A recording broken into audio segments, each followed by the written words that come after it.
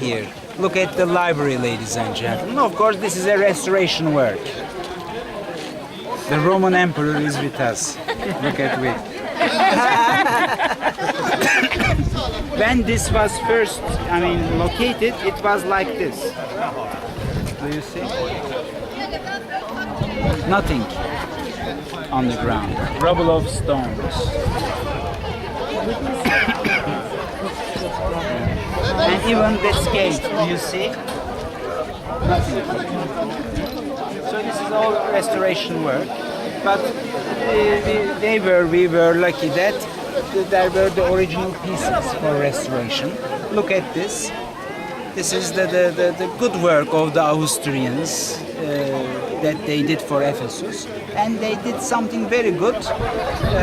Look at the second column from the left. You can see the concrete part, right? They didn't make the copies of the original, but they wanted us to see which is original, which is a later edition. Do you see? So most of the columns are original. You can easily distinguish the simple concrete ones with the color in two stories. And the interior of the building was like this. Do you see? It was not two-storied inside. It was one big hall going all the way to the ceiling. But there were the levels with access by the steps, a kind of walkway around the walls where they put the books into the niches, right? Either the scrolls or codex, as we learned yesterday in Pergamum. This was the library. This was not the important library like of Pergamum, the one in Pergamum. This came later in 115, in time of the Hadrian. This was built for the governor of Ephesus by his son, ladies and gentlemen. And this man, when he died, was buried here. So, like the all historic important people, he wanted himself to be a part of this big past of Ephesus, and he himself was buried here. Then the son built this mausoleum over the tomb of the father. So the idea here is not to build the library, but build the mausoleum in the shape and guise of a library.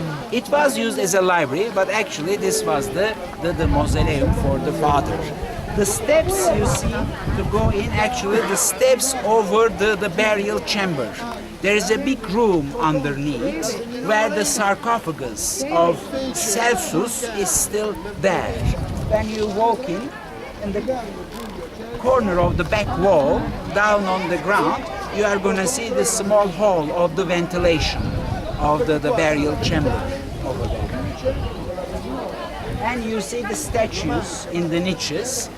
The originals are in Vienna. These are the copies showing the personification of the virtues of being a scholar, a learned man.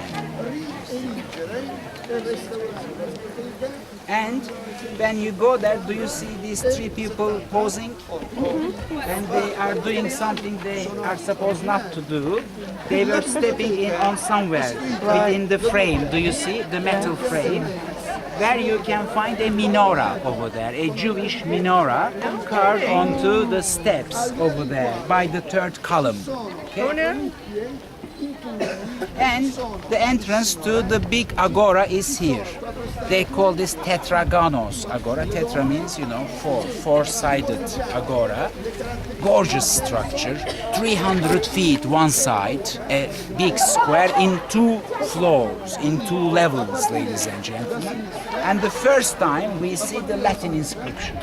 Up to this point, everywhere we saw the Greek inscriptions, but look at the Latin inscription. Let's read this part only. It says Mithridates Patronis. Do you see? The patron of this gate is Mithridates. Mithridates